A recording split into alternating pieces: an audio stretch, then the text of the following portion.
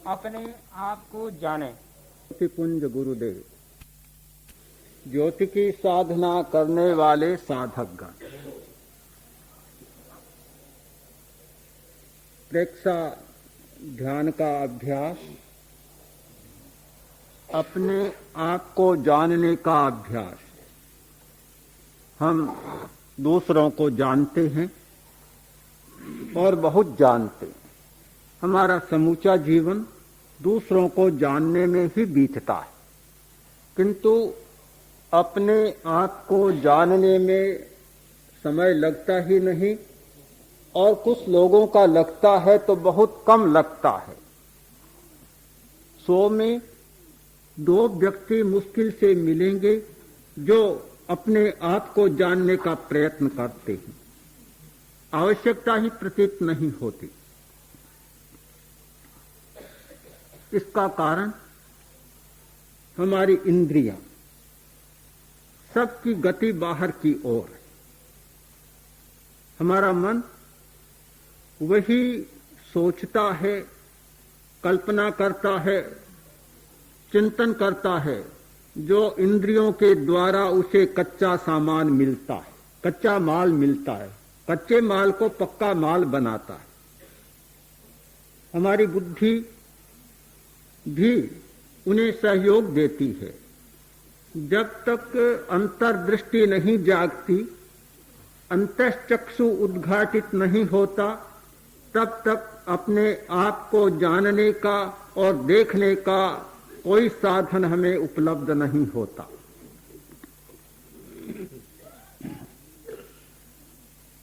एक कवि ने प्रश्न प्रस्तुत किया, अग्निकुंड समा नारी, घृत कुंड समक पुमान, सुंदरी यदि पार्श्वस्था कस्य नो चलते मन। स्त्री है अग्निकुंड के समान और पुरुष है घृत पात्र के समान। यदि सुंदरी पार्श्वस्थ हो तो किस व्यक्ति का मन चलित नहीं होता। उत्तर दिया, मनोधावति सर्वत्र, मदोन्मत्त गजेंद्रवत्, ज्ञानांकुशो भवे लब्ध तस्य नो चलते मन। मन सब जगह दौड़ता है, मदोन्मत्त हाथी की तरह।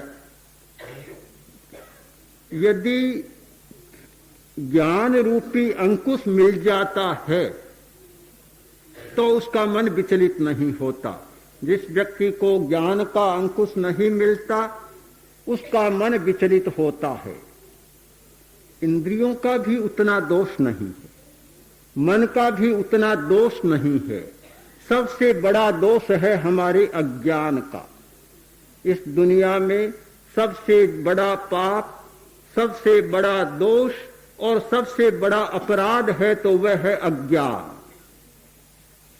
अजानकारी में, अज्ञान वश आदमी इतना भयंकर अपराध कर लेता है, उसका प्रायश्चित जीवन भर भी नहीं हो पाता। अज्ञान वश मनुष्य इतना बड़ा अपने लिए अनर्थ कर लेता है, 1000 पश्चाताप करने पर भी उसकी शुद्धि नहीं हो पाती। सबसे बड़ी आवश्यकता है अज्ञान को मिटाया जाए। हम नहीं जानते, इसलिए बहुत सारे आचरण, अनर्थकारी आचरण करते हैं।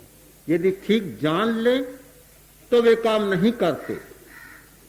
सभी लोग बुरे नहीं होते, सभी लोग इंद्रिय लोलुप नहीं होते, सभी लोग मन की चंचलता से प्रताड़ित नहीं होते, किंतु एक अज्ञान के कारण वे बहुत सारे काम करते चले जाते हैं।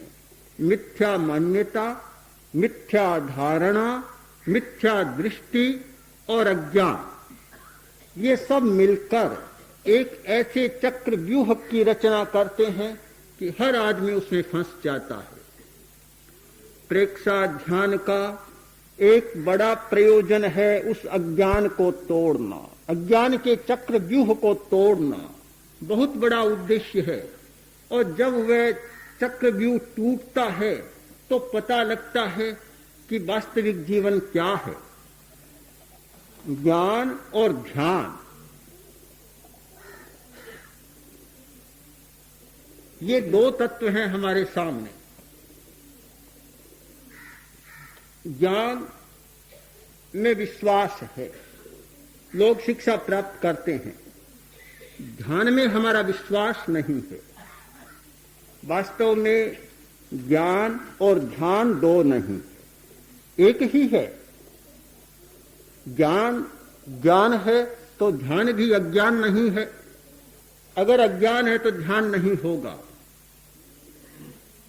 केवल इतना सा अंतर कि ज्ञान में हमारी इंद्रियां, हमारा मन चंचल होता है, और जब ध्यान की स्थिति होती है तो ज्ञान भी स्थिर हो जाता है। पानी और बर्फ में कोई अंतर नहीं, वही पानी और बर्फ भी पानी। अंतर इतना होता है कि पानी तरल है, और जब पानी गाढ़ा होता है, घना हो जाता है, जम जाता है, तो पानी बर्फ का रूप ले लेता है। मूल स्वभाव में कोई अंतर नहीं, पर अंतर बहुत बड़ा होता है।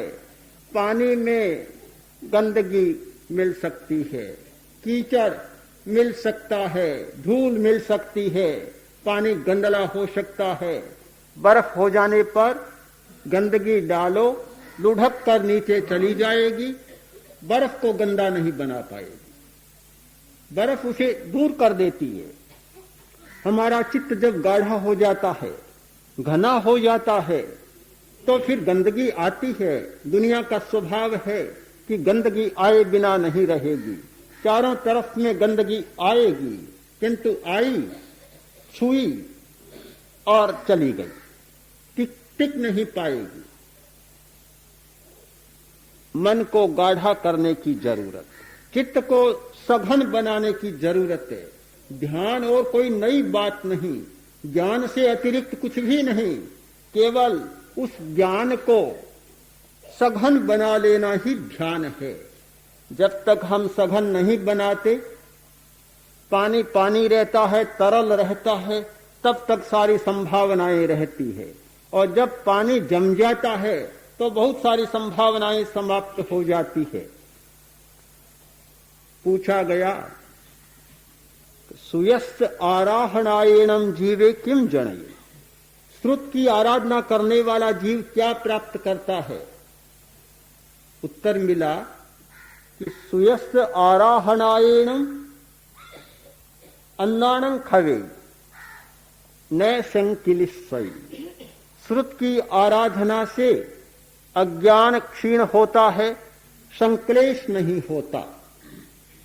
आज की विद्या में जो कमी है वह यह है, अज्ञान तो नष्ट होता है, जानकारी तो बढ़ती है, पर संक्लेश समाप्त नहीं होता।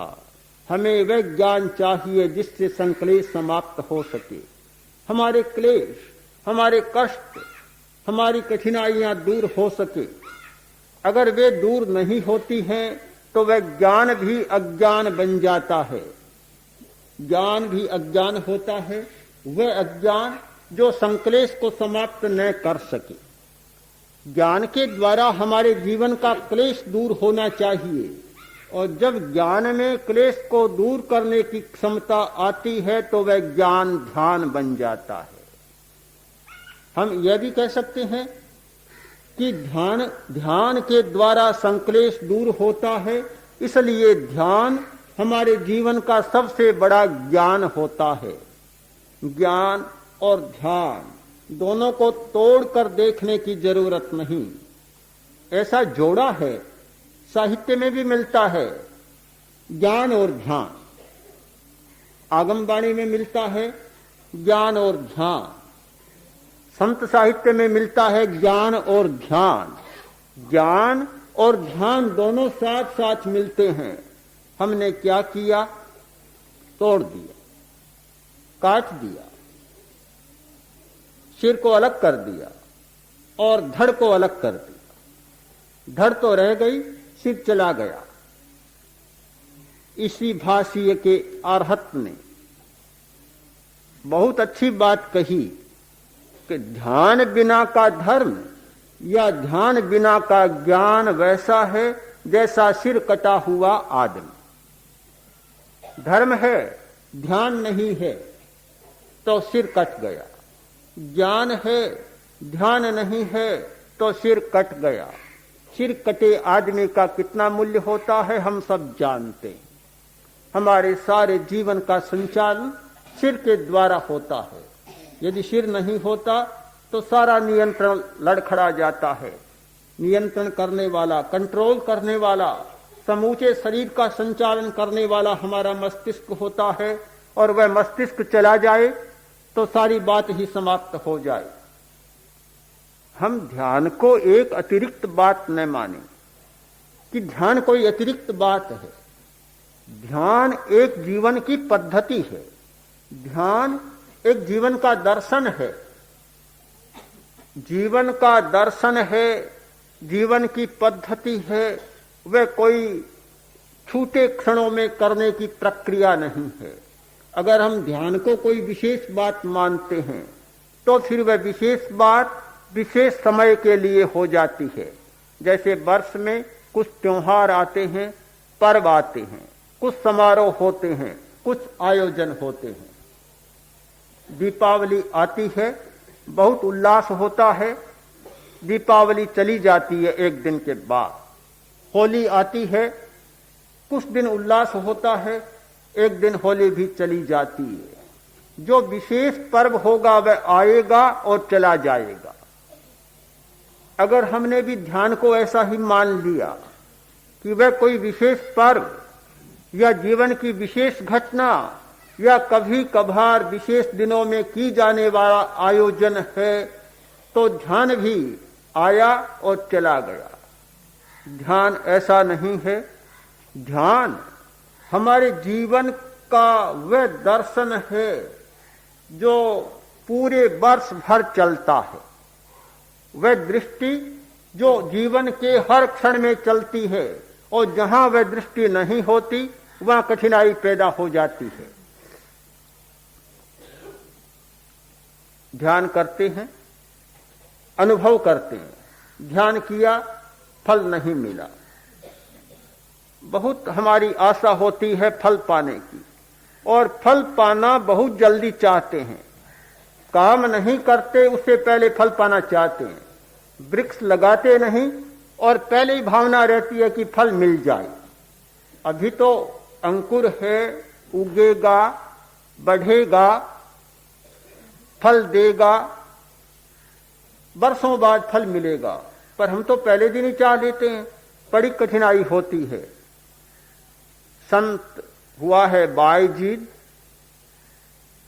रात को जा रहा था, बहुत देर हो गई, गांव में पहुंचा, ठहरने की जरूरत। एक घर खुला था, अभी देखा, वहां पहुंचा और कहा भाई रात हो गई, ठहर सकता हूं? उसने कहा घर खाली पड़ा है, ठहर सकते हो, पर मैं चोर हूं, यह ध्यान रहे। उसने कहा मुझे क्या कठिनाई है, तुम चोर हो तो, अगर स्थान है तो मैं ठहर सकता हूं। आओ ठहरो। ठहर गया। चोर ने कहा अब मैं चोरी करने जा रहा हूं, ध्यान रखना पीछे से। चोर चला गया, वापस आया चोरी कर। बायजीद ने पूछा क्या मिला? आज तो कुछ भी नहीं मिला, खाली हाथ लौटा। दूसरा दिन, दूसरी रात, और चोर के तो फिर वही धंधा, वही काम, उसका तो वही व्यापार था। फिर चोरी करने गया, कहकर गया चोरी करने जा रहा हूं, ध्यान रखना। दूसरे दिन भी खाली हाथ लौटा। पूरा महीना बीत गया। रोज चोरी करने जाता है और खाली हाथ लौटता।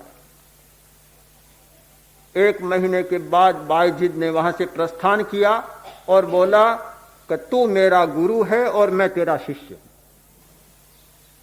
चोर गुरु और बायजीद उसका शिष्य। कैसे?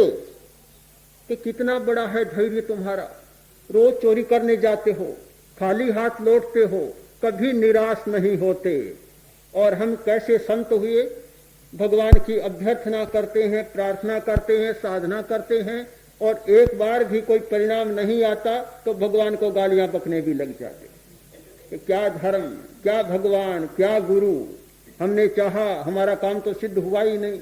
बस यही है धर्म की शक्ति, यही है भगवान की शक्ति, हमने देख लिया, यही है गुरु की शक्ति। कुछ नहीं धरा, सब फालतू है, झूठ है, बकवास है, कोई कुछ भी आना जाना नहीं है। हम एक बार में अधीर हो जाते हैं। और तुम कितने बड़े ज्ञानी, कितने बड़े गंभीर और कितने धीर हो। एक महीने तक बराबर प्रयत्न किया, कुछ भी नहीं मिला, तो कभी ये मन में नहीं आई कि चोरी करना बकवास है, झूठी बात है, क्या पड़ा है चोरी करने, कभी मन में ही नहीं आया। एकदम बायजीत का मन बदल गया और बोला, गुरु तुम्हें प्रणाम करता हूं, मैं जा रहा हूं और अब तुम्हारा पाठ मैं पढ़ूंगा, भगवान की वैसी भक्ति करूंगा कि कुछ भी न मिले तो भी जीवन भर करता चला जाऊंगा। ध्यान शुरू किया। सुनते हैं कि प्रेक्षा ध्यान करने से दर्द मिट जाता है, प्रेशर ठीक हो जाता है, चित्त जम जाता है। हमने तो 10 दिन किया, कुछ भी नहीं हुआ, क्या धरा है, कुछ भी नहीं, यह सब फालतू बात है, कुछ भी नहीं है। बस बात वहीं समाप्त हो जाती है। ये फलाकांक्षा, फलाशक्ति, फल को जल्दी पाने की भावना, ये अधीति, हमारी अधीरता की मनोवृत्ति हर कार्य में बाधा डाल लेती है। आप ये न माने कि प्रेक्षा ध्यान कोई जादू है या ध्यान कोई जादू होता है, ये कोई जादू नहीं है। ये व्यक्ति की श्रद्धा, धृति और तन्मयता की एक प्रक्रिया है। जैसे जैसे इनका विकास होता है, व्यक्ति के जीवन की गरिमा बढ़ती चली जाती है। एक विकल्प है, हम इस बात को न भूलें कि बहुत बड़ा हमारे जीवन का एक विकल्प है और हम उस विकल्प से आज तक वंचित रहते चले जा रहे हैं। हमारा विश्वास है उपकरणों में, उपकरणों में हमारा विश्वास है कि सर्दी लगी और हमने कंबल ओढ़ ली। हमारा विश्वास है पदार्थ में, थोड़ी कमजोरी आई और टॉनिक ले लिया, बिकोसूल लिया, च्यवनप्राश लिया। हमारा विश्वास है कि टॉनिक लो, शक्ति आ जाए। मन में थोड़ी भावना जागी, कुछ सुख चाहिए, तृप्ति चाहिए। तृप्ति, सर्दी का मौसम कि गरम गरम चाय मिल जाए तो भगवान ही मिल जाए, परमात्मा मिल जाए, गरम खाना मिल जाए। थोड़ा सा मौसम आया और घर घर में लस्सी, शीरा, पकोड़े बड़े बन जाएंगे। आज तो सर्दी का मौसम है, ठंड का मौसम है या बरसात का मौसम है, यानी सुख की आकांक्षा मनुष्य में होती है। शक्ति चाहिए, सुख चाहिए, मनोरंजन करना है तो खेल चाहिए, या पढ़ने में रुचि है तो उपन्यास चाहिए, यानी प्रियता चाहिए। आदमी प्रियता के पीछे बहुत दौड़ता है, प्रियता की आकांक्षा, शक्ति की आकांक्षा, सुख की आकांक्षा, ज्ञान की जानने की उत्सुकता, क्या हुआ, बड़ा कुतूहल मन में होता है। घर घर में रेडियो चलते हैं, समाचार पत्र पढ़े जाते हैं कि सारे जगत की जानकारी मिल जाए। क्या हम इनको रोकना चाहते हैं? कभी संभव नहीं, कभी संभव नहीं। मनुष्य की जो सहज मनोवृत्ति है, हम प्रियता को कैसे रोक सकते हैं? हम जिज्ञासा को कैसे बंद कर सकते हैं? हम शक्ति और सुख के साधनों को कैसे समाप्त कर सकते हैं? कभी संभव नहीं है। पर एक विकल्प सुझाना चाहते, एक विकल्प, एक जीवन का दर्शन प्रस्तुत करना चाहते हैं कि जिस दर्शन के आधार पर हमारा जीवन चल रहा है, जिस दर्शन के आधार पर हमारे जीवन की यात्रा हो रही है, वह जीवन का दर्शन अधूरा है, वह जीवन की यात्रा अधूरी है। उसे पूर्ण करने के लिए बहुत जरूरी है कि एक शक्तिशाली विकल्प हमारे सामने आए। मैं आपसे यह नहीं कहना चाहता कि दवा न लें, कैसे कह सकता, कहा नहीं जा सकता कि दवा न लें, टॉनिक न लें, शक्ति बढ़ाने वाले द्रव्य का उपयोग न करें, यह नहीं कहा जा सकता। किंतु एक बात कही जा सकती है कि टॉनिक में भरोसा न करें, विश्वास न करें, एकमात्र उसे आस्था का केंद्र न बनाएं। अगर ऐसा किया तो बहुत बड़ा खतरा मोल ले लेंगे। उपयोग हो सकता है पर हमारी आस्था का, विश्वास का केंद्र वह नहीं बन सकता। दवा बहुत बार ऐसा धोखा देती है कि आदमी विश्वास में ही रह जाता है। हम दूसरा विकल्प खोजें और वह विकल्प हमारे भीतर विद्यमान है। बाहर पर हमारा इतना भरोसा हो गया कि भीतर की बात हमारे समझ में ही नहीं आती। अभी हिंदुस्तान टाइम्स में एक समाचार पढ़ा, 3 दिन पहले। एक डॉक्टर एक खोज कर रहा है, एक नई रिसर्च कर रहा है। उसका विषय यह है कि जो शरीर में दर्द पैदा होते हैं वे क्यों होते हैं, और दर्द के समय आदमी मॉर्फिन या कोई नशे की गोली लेकर दर्द का शमन करता है, प्रतिक्रिया होती है, रिएक्शन होता है और नई गड़बड़ियां पैदा होती है। उसकी खोज है कि दर्द को पैदा करने वाले स्नायु, दर्द को पैदा करने वाले फाइबर्स, तंतु हमारे शरीर के भीतर विद्यमान है, तो दर्द का शमन करने वाले फाइबर्स भी हमारे शरीर के भीतर विद्यमान है। उसने महत्वपूर्ण खोज की कि सिर और पीछे रीढ़ की हड्डी का निचला सिरा और सिर का भाग, चोटी का भाग, यानी ज्ञान केंद्र और शक्ति केंद्र। तो रीढ़ की हड्डी का निचला सिरा है, वहां कुछ ऐसे फाइबर्स हैं, कुछ ऐसे तंतु हैं जिनमें दर्द शमन की शक्ति है, दर्द का शमन कर सकते हैं। अगर वे तंतु पकड़ में आ जाएं तो किसी को मॉर्फिन लेने की जरूरत नहीं, नशे की गोलियां खाने की जरूरत नहीं।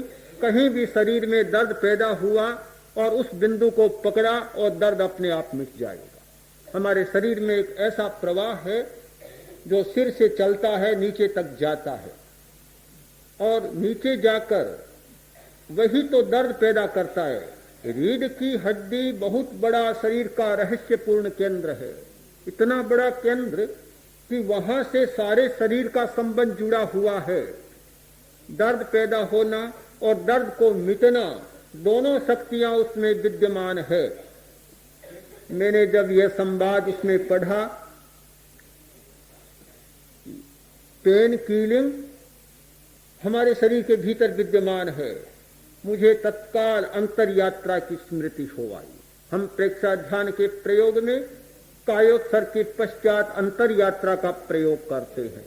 अंतर यात्रा का मतलब है कि ध्यान को रीढ़ की हड्डी के निचले सिरे पर केंद्रित करें, फिर चित्त को ऊपर उठाएं, रीढ़ की हड्डी के भीतर से सुषुम्ना के मार्ग से ज्ञान केंद्र तक ले जाएं, फिर चित्त को नीचे लाएं, ऊपर से नीचे और नीचे से ऊपर।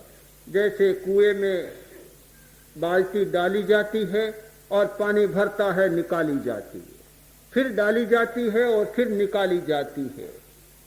ठीक वही प्रक्रिया कि चित्त को नीचे से ऊपर ले जाएं।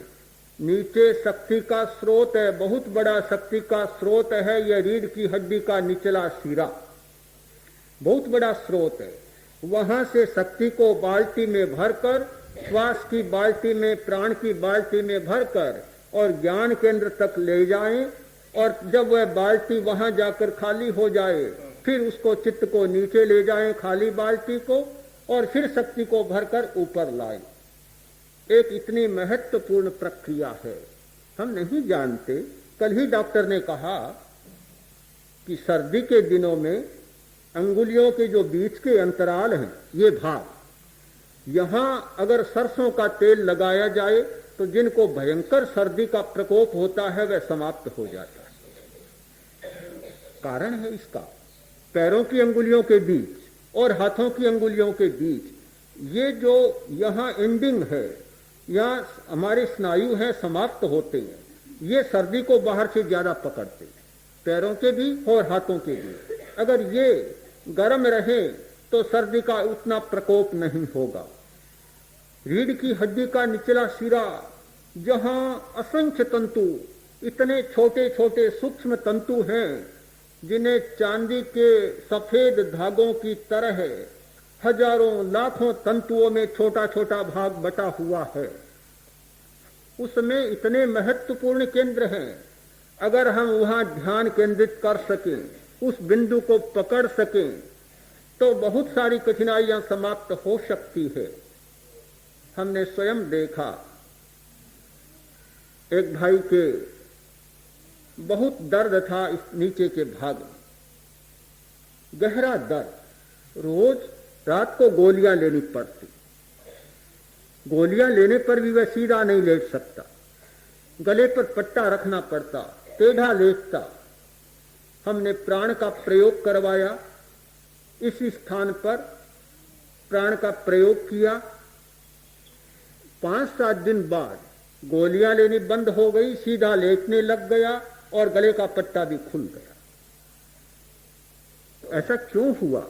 जब इस घटना को पढ़ा कि रीढ़ की हड्डी के नीचे ये दर्द शामक फाइबर्स हैं, ऐसे तंतु हैं जो दर्द को समाप्त कर सकते हैं, तो बात समझ में आई कि हमारे शरीर में यह रीढ़ का स्थान इतना रहस्यपूर्ण और इतना महत्वपूर्ण है, उसे पकड़ सकें तो बहुत बड़ी घटना हो सकती है।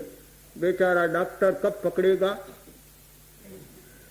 काफी शोध करनी होगी उस बिंदु को पकड़ने में, किंतु ध्यान के द्वारा वह बिंदु बहुत सुविधा के साथ पकड़ा जा सकता है। अगर उस केंद्र पर हम ध्यान को केंद्रित कर सके तो ठीक हमें पता न चले, किंतु चित्त की इतनी क्षमता होती है कि ठीक बिंदु को पकड़ लेता है और अपने आप उसकी प्रक्रिया हो जाती है। मैं विकल्प की चर्चा कर रहा था। हम विकल्प खोजें, केवल किसी पर भरोसा न करें, केवल पदार्थ पर भरोसा न करें। हम जब आध्यात्मिक हैं, धार्मिक हैं, श्रावक हैं, साधु हैं, धर्म में विश्वास करते हैं, धर्म की शक्ति में विश्वास करते हैं, धर्म को, इस निर्ग्रंथ प्रवचन को सब दुख विमोक्षणम, सब दुखों से मुक्ति दिलाने वाला मानते हैं, तो क्या ये छोटी मोटी बातें भी समाप्त नहीं हो सकती? छोटी मोटी कठिनाइयां समाप्त नहीं हो सकती? हो सकती है। आज ही मैंने कई घटना सुनी, कायोत्सर्ग के कई चमत्कार सुने, श्रद्धा के कई चमत्कार सुने। सारी घटनाओं की चर्चा भी नहीं करूंगा, बहुत लंबी घटनाएं हैं, पर देखा कि जब व्यक्ति में श्रद्धा का एक निश्चित बिंदु बन जाता है, बहुत घटनाएं घटित हो जाती है। एक प्रयोग की बात सामने आ जाती है, बहुत आश्चर्य होता है। एक भाई ने आज ही सुनाया, केवल एक कायोत्सर्ग की थोड़ी सी चर्चा करना चाहता हूं। सुजानगढ़ से आया है एक भाई, कमल दोषी, उसने घटना सुनाई। एक वृद्ध आदमी, blood pressure, high blood pressure हो गया, 210 तक पहुंच गया, बीपी लिया 210। डॉक्टर को बुलाया, डॉक्टर आ नहीं सका समय पर। उसने कहा कि मैं दवा तो नहीं देता, नहीं जानता, पर एक दवा मेरी जानता हूं, अगर आपका विश्वास हो तो प्रयोग करें। उसने कहा करो। उसने कहा कि लेट जाओ, लिटा दिया। कायोत्सर्ग करो, शरीर को शिथिल करो। 10 मिनट तक सुझाव देता गया, शिथिल हो रहा है, शरीर शिथिल हो रहा है। सुझाव के साथ शरीर को शिथिल करता गया। आधा घंटा कायोत्सर्ग कराया, फिर देखा तो 210 थे, 45 कम हो। कहा कि फिर करो, दूसरी बार करो। उसने कहा मेरा शरीर का भार तो कम हो गया, सिर में थोड़ा तनाव रहा है और तो बहुत हल्का महसूस कर रहा हूं, और करो। दूसरी बार लिटाया, पौन घंटे का प्रयोग किया। पौन घंटे में लगभग आधा घंटा तो जागरूकता के साथ किया, चेतना के प्रयोग के साथ, और कुछ देर नींद भी आ गई। तो प्रयोग कराया, कुल मिलाकर जो 210 थे 135 हो गए। पौन घंटा, आधा घंटा, सवा घंटा के प्रयोग में 110 इंजेक्शन लग गया था। हाँ, डॉक्टर आया, फिर कुछ समय बाद डॉक्टर आया तो उसने कहा अब 10 मिनट का समय बाकी है, अभी आप ठहरे, 10 मिनट का मेरा कायोत्सर्ग का प्रयोग चलता, उसके बाद देखना। डॉक्टर ने देखा, उसने कहा कि आपके तो बीपी है ही नहीं, कैसे बुलाया मुझे? बिल्कुल कम हो गए हैं कुछ, हाँ कम हो गए हैं, सिर्फ 135 ही हैं। अवस्था के हिसाब से 150 तक हो तो भी नॉर्मल है, कोई कठिनाई नहीं है। उस व्यक्ति को इतना विश्वास हो गया कि विकल्प आ गया। उसने कहा अब दवा नहीं लूंगा, जो रोज ये दवा लेता था बीपी के लिए, अब मुझे कोई जरूरत नहीं। मैं यही चर्चा कर रहा हूं कि हम ये नहीं कहना चाहते कि आप दवा न लें, ये नहीं कहना चाहते कि आप चाय न पिए, ये नहीं कहना चाहते कि आप ये न करें, टॉनिक न लें, किंतु हमारा प्रतिपाद्य ये है कि किसी को भरोसा मानकर न चलें। बहुत बार भरोसे में बड़ा खतरा होता है। बहुत परिचित कहानी है, आपको सुनाता हूं। पिता ने, जो पिता और पुत्र दोनों ऊपर खड़े थे, बात करते करते, और कहा कि बेटा मैं नीचे जाता हूं और तुम यहां खड़े हो, देखो छलांग भरना नीचे। बोला पिताजी गिर जाऊंगा, चोट लग जाएगी। कि नहीं ऐसा नहीं होगा, तुम जैसे ही नीचे गिरोगे और मेरे हाथ फैले हुए हैं तुम्हें पकड़ लूंगा, चिंता मत करो। भरोसा, पूरा भरोसा दे दिया। पिता नीचे उतर आया, पिता, पुत्र ऊपर खड़ा है। बाप ने जैसे ही संकेत किया कूदने का, छलांग लगाने का, पुत्र ने छलांग लगाई और पिता पीछे सरक गए। पिता धमाक से नीचे गिराया और 2 क्षण के लिए सन्नाटा सा छा गया। जैसे ही वह सावधान हुआ, सचेत हुआ, बोला पिताजी आपने बड़ा धोखा किया मेरे साथ। हाँ, विश्वासघात किया। आपने मुझे भरोसा दिलाया था कि मैं तुझे पकड़ लूंगा, कोई चिंता की बात नहीं, और आप तो पीछे सरक गए। पिता बोला बेटा एक पाठ पढ़ाना था तुझे, एक पाठ पढ़ाना था। कि वह क्या पाठ होता है? यही भी कोई पाठ होता है? तो यह पाठ पढ़ाना था कि भरोसा पूरा बाप का भी नहीं करना। ये पाठ पढ़ाना बहुत जरूरी था। सावधान रहना, सतर्क रहना।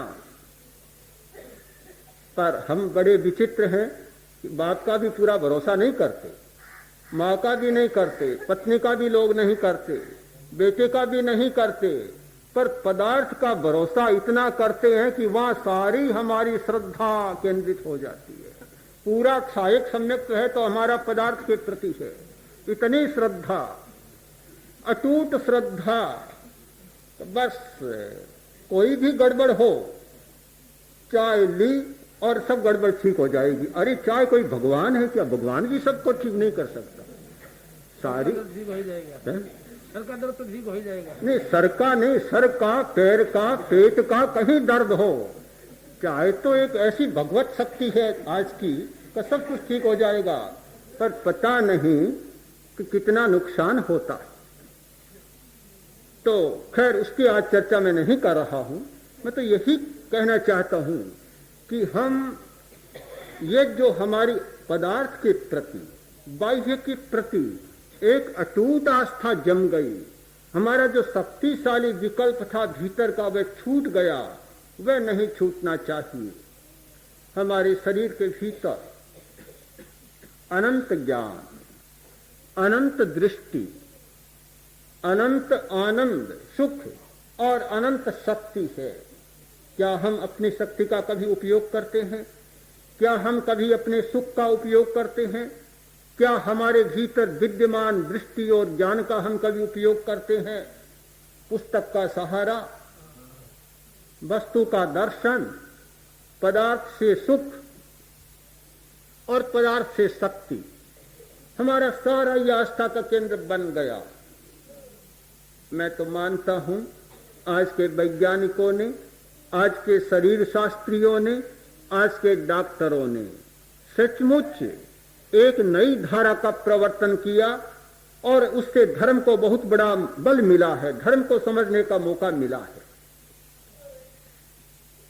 चोट लग गई, पैर में चोट लग गई, हड्डी टूट गई, पट्टा बंधा, डॉक्टर कहते हैं बिल्कुल बस शांत लेटे रहो, पट्टा बंध गया, अब तो हिलने चलने का प्रश्न ही नहीं। आखिर काय गुप्ती का सहारा लिया और हड्डी जुड़ी। किससे जुड़ी हड्डी? दवा से तो नहीं जुड़ रही है। काय गुप्ती का, कायोत्सर्ग का, ये पैर का पूरा कायोत्सर्ग होता है, हड्डी जुड़ रही है। कायोत्सर्ग ही तो है। हम यदि कायोत्सर्ग करें, कायोत्सर्ग का अभ्यास करें, तो शायद हड्डियां इतनी लचीली रहे कि टूटने का मौका भी कम मिले। आज बहुत जल्दी हड्डी टूटती है, थोड़ा सा कुछ हुआ, फ्रैक्शन हो गया, हड्डी टूट गई, फ्रैक्चर हो गया। इतना क्यों होता है कि हड्डी भी इतनी कड़ी हो गई, उसका लचीलापन समाप्त हो गया। काय गुप्ती, थोड़ी सी बीमारी होती है, हार्ट ट्रबल, डॉक्टर सबसे पहले कहता है घी बंद करो, गरिष्ठ चीजें बंद करो, चिकनाई बंद करो, फेट बिल्कुल नहीं होना चाहिए, चर्बी नहीं बढ़नी चाहिए। ये क्या है? आंतरिक प्रयोग ही तो है। अगर कोई साधु कहे कि खाद्य संयम करो तो लगेगा कि धर्म की पुरानी बातें कही जा रही है, किंतु डॉक्टर तो आजकल इतनी बंद करा देते हैं कि कई लोग जो खाने के बड़े शौकीन थे, बड़े चटोरे थे, उनसे जब पूछा, बोले कि कुछ नहीं खाते, कोरा फाफरा, लूखा फलका और बिना उबले हुए बिना मिर्च मसाले के साग खाते हैं। ऐसा क्यों किया भाई? बहुत है, करोड़पति आदमी हो, बहुत मिलता है, क्या करें? डॉक्टर ने कहा कि ऐसा खाओ नहीं तो स्वास्थ्य बिल्कुल गिर जाएगा, मौत का सामने डर लगता है, सारा खाना छूट जाता है। खाद्य का संयम, काय गुप्ती, तनाव का विसर्जन, मानसिक हल्कापन, ये सारे डॉक्टर लोग वे उपाय अपनाते जा रहे हैं जो धर्म के उपाय थे। धार्मिक लोगों ने उन उपायों को छोड़ा और अब शरीर शास्त्री उन उपायों को विकसित कर रहे हैं।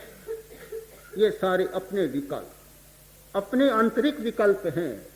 तो आज सिर्फ एक ही बात की मैंने चर्चा की कि हमारा अज्ञान मिटे, और सबसे बड़ा हमारा अज्ञान है अपनी शक्ति के प्रति अभरोसा। हमें भरोसा नहीं, अपनी शक्ति का अपरिचय, हम अपनी शक्ति से परिचित नहीं है, अपनी शक्ति को नहीं जानते। हमारा अपनी शक्ति के प्रति भरोसा जागे, हमारी आस्था जागे, हम अपनी शक्ति से परिचित हों, अपनी शक्ति को जाने और अपने भीतर में विद्यमान जो स्रोत है उन स्रोतों को पकड़ सकें, तो एक नया जीवन का दर्शन होगा, हमारे जीवन की एक नई पद्धति होगी, और वह नया दर्शन और नई पद्धति हमारी बहुत सारी समस्याओं को समाधान दे सकेगी। मैं सोचता हूं कि हमारे धर्म संघ में एक नई चेतना का जो जागरण हुआ है, नई चेतना, और जिसका अंकुर आरोपित हुआ था आज से 30 वर्ष पूर्व। अणुव्रत आंदोलन के साथ जिस आध्यात्मिक धर्म के स्वरूप की चर्चा प्रारंभ हुई थी, आज उसकी परिणति हमारे सामने आ रही है। मैं अणुव्रत आंदोलन और प्रेक्षाध्यान को दो नहीं मानता, एक ही वृक्ष की परिणति है। मैंने पहले ही कहा था, जिस दिन अणुव्रत आंदोलन शुरू हुआ और हम सोचते कि उसका फल आज ही लग जाए, तो वही बात होती अधृति की। किसी वृक्ष को पकने में, फल देने में 12 वर्ष लगते हैं। कहा जाता था पुराने काल में कि आम को फल देने में 12 वर्ष लगते हैं, पर यह अणुव्रत का तो कोई ऐसा पेड़ है तो उसको फल देने में 30 वर्ष लग गए, 25 वर्ष लग गए। उसी की परिणति है। जिस आध्यात्मिक क्रांति की एक शुरुआत हुई थी, आज हमारे सामने उसकी निष्पत्ति है और हम उस अंकुर को और उस परिणति को दोनों को सामने रखकर और अधिक से अधिक अपनी समस्याओं का समाधान ले सकें और उस अमृत का अपने अमृतमय जीवन निर्माण के लिए अधिक से अधिक उपयोग कर सकें। ध्यान से उनके साधक गण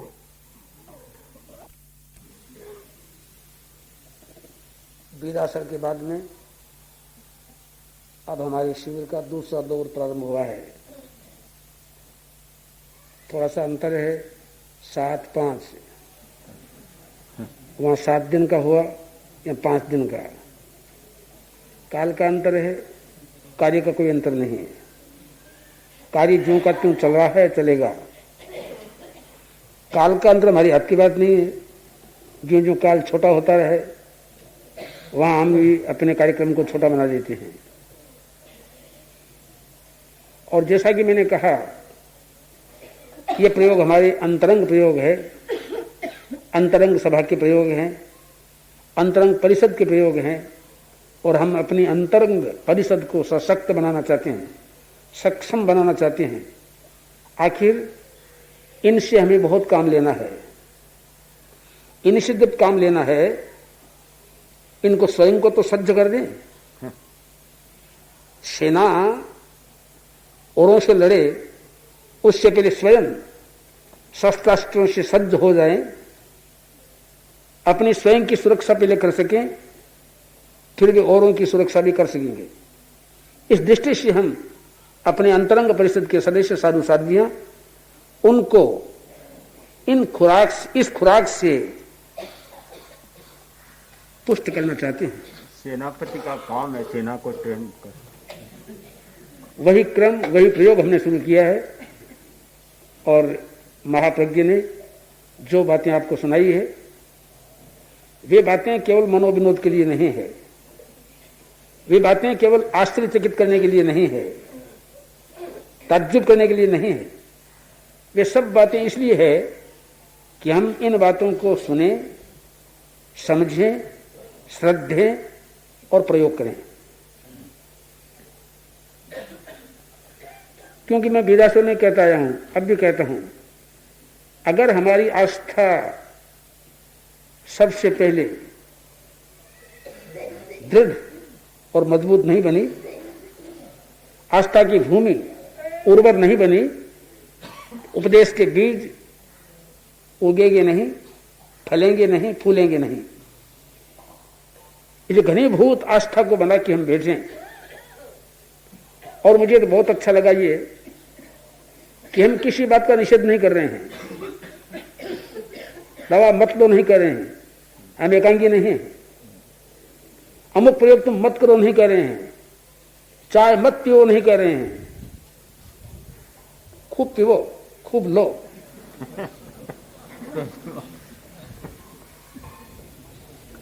किंतु उसमें स्वयं का विवेक जागृत कर लो। खांसी की बीमारी है, फिर भी दही खूब खाओ, कोई मनाही करने वाला नहीं है। हाँ, जितना अधिक दही खाओगे उतना ही तुमको स्वयं ज्ञान हो जाएगा। तो पुरानी बात तो हम जानते हैं कि इस संदर्भ में समझे हम लोग, करना हमें क्या है और कह क्या रहे हैं। काशो ददना भोजने ने लाभा संति प्रयोग ध्रुवम। निश्चित 3 लाभ होते हैं, न वार्धक्यम, नवा चौर्यम और न स्वा भक्षयते क्वचित। 3 बातें बतला दी कि काशी में तुम दही खूब खाओ, 3 लाभ निश्चित होगा। पहला लाभ, न वार्धक्यम, बूढ़ापा नहीं आएगा, बिल्कुल नहीं आएगा बुढ़ापा। और घर में कभी चोरी नहीं होगी, घर में चोरी नहीं होगी, कभी चोर आएगा ही नहीं। और तीसरे में कभी कुत्ता नहीं काटेगा। 3 लाभ हो जाएंगे, बस लाभ बदला दिया। उसने सोचा रे बड़ा गजब हो गया, इसका लाभ का मतलब बुढ़ापा नहीं आएगा, जवानी में मर जाऊंगा, चोरी घर में नहीं होगी, रात भर खो खो करता रहूंगा। चोर कैसे आएगा? कुत्ता नहीं काटेगा, मेरी गति यष्टि सरना, लट्ठी हाथ में लेके चलना पड़ेगा, फिर कुत्ता कैसे आएगा? तो कितना सुंदर उसने कहा। उसने कहा बेदी जी मैं समझ गया, आज पीछे दही खाऊंगा ही नहीं कभी। यही बात उन लोगों के लिए होगी कि जब ये बात स्वयं समझ में आ जाएगी, स्वयं का विवेक जागृत हो जाएगा, तब अपने आप ये कहेंगे कि नहीं हम ऐसा कभी नहीं करेंगे। तो ये विवेक जागृत करना सबका, ये हमारा काम है और वो हम काम कर रहे हैं। क्योंकि आज निषेध करने पर मैं समझता हूं कोई की बात कोई मानने वाला नहीं है।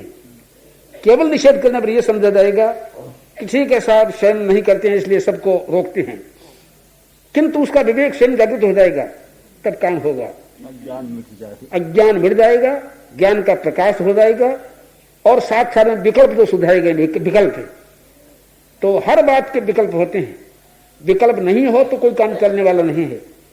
इसलिए हम विकल्पों को समझ लें और बदल बदल के इस विकल्प को काम में लिया, इसको फिर इसको काम में लिया, फिर इसको काम में लिया, किससे फायदा हुआ हम देखते रहें, स्वयं इसके अनुभवी बन जाए और जिस विकल्प से हमारा फायदा हो उस विकल्प के द्वारा हम ठीक होते चले जाएं।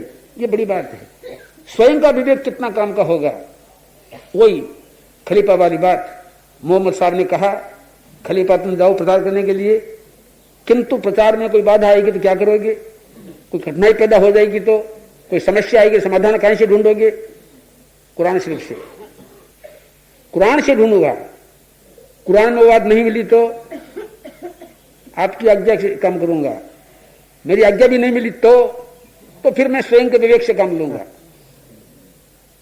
मोहम्मद खुश हो गए, ये खलीफा बहुत काम का है, बहुत अच्छा काम कर सकेगा, एक पर रूढ़ नहीं है, कितने विकल्प इसके पास में है। जी सारी वही पद्धति आ गई, वही बात की आधार।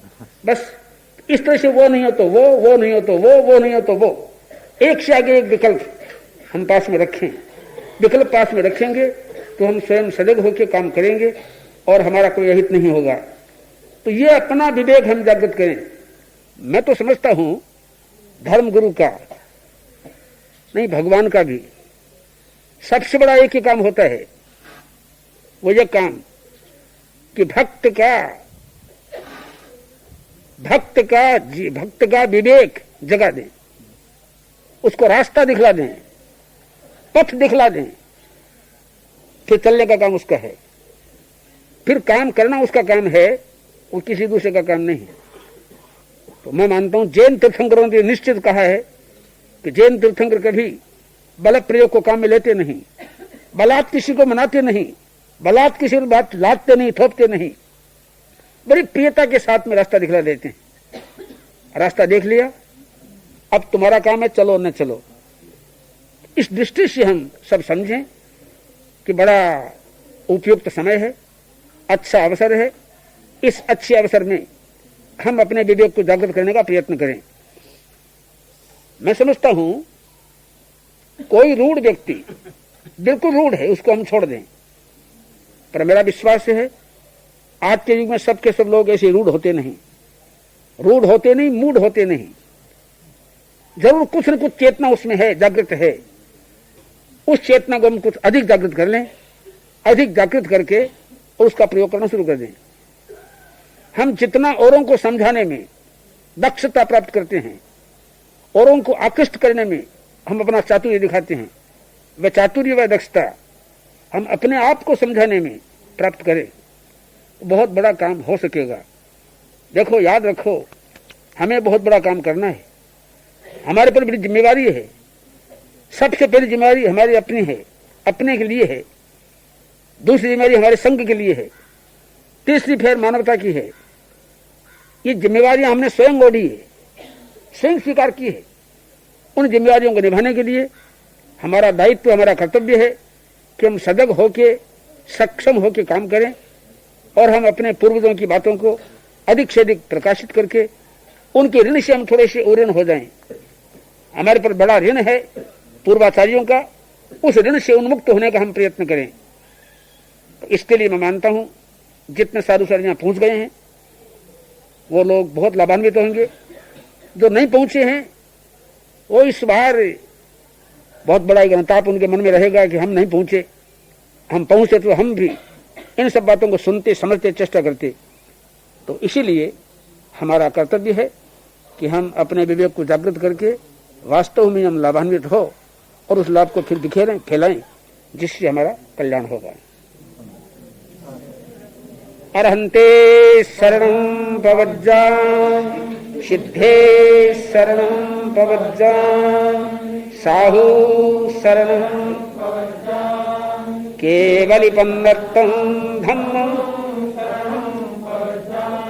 अरहंते शरणं प्रवज्जामि, सिद्धे शरणं प्रवज्जामि, साहु शरणं प्रवज्जामि, केवलिपन्नर्तं धम्मं अरहंते शरणं प्रवज्जामि, सिद्धे शरणं प्रवज्जामि, साहु शरणं केवलिपन्नर्तं धम्मं